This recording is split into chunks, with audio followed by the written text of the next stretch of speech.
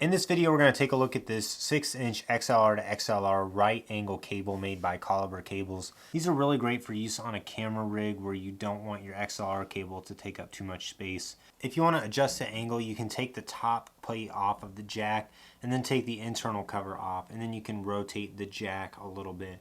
It doesn't go super far, it goes just under 90 degrees, but you can still get some good adjustability with that as long as you're careful with the cord. Just note that you can't spin it all the way around. I really like using this with my Audio-Technica AT875R microphone on my Sony XLR top handle because it's just nice and out of the way of using the actual handle, and you can also spin the microphone a little bit to get the cable out of the way too.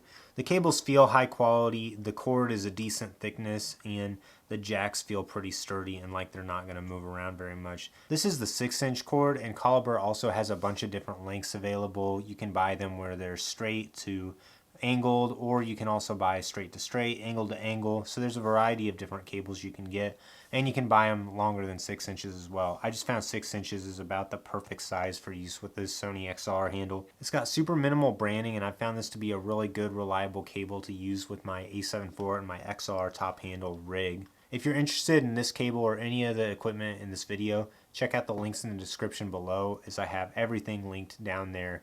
And if you have any questions about these XLR cables, leave a comment below and I'll do my best to answer them.